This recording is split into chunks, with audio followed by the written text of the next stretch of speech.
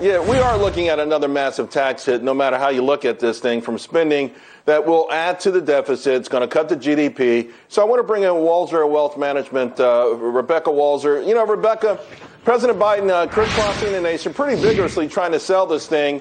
But weighing the pros and cons from an economic point of view, it does seem like it's a tough sell. And now we've got two independent firms, well respected, both sort of agreeing this thing is going to hurt.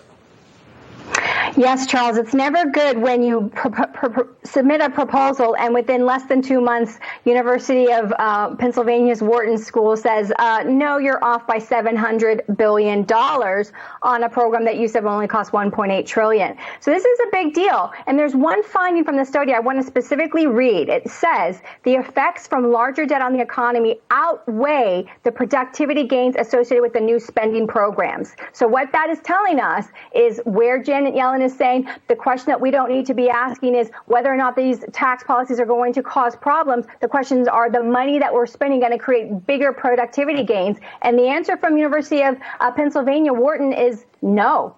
These products are going to this program is going to cost us more tax dollars, make us lose jobs, and the gains are not going to be worth the actual cost. So, and obviously, you know, with the president, again, he's crisscrossing the nation, trying to pitch this thing, and he's pitching it under the sense of duress, that there's an economic emergency, that the country is on fire, not on fire the way we think it is, but it's in trouble. Well, we saw first quarter GDP 6.4%. This quarter is going to be 10% probably. 1 million jobs possibly announced tomorrow. People are going back to work. Why do we even need any more government spending at this time?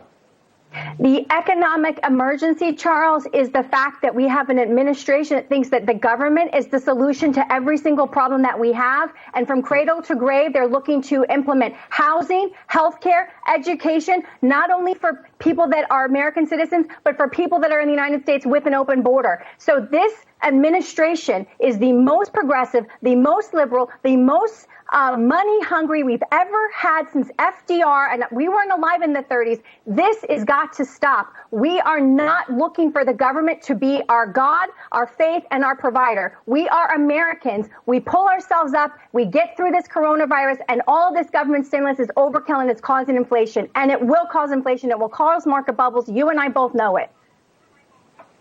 Rebecca Walser, I'm going to put you down as a maybe. We'll talk again real soon.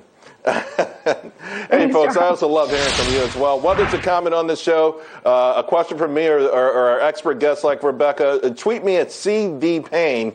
Now, one viewer, Jerry, tweeted me about our segment with the 16-year-old who started his own business.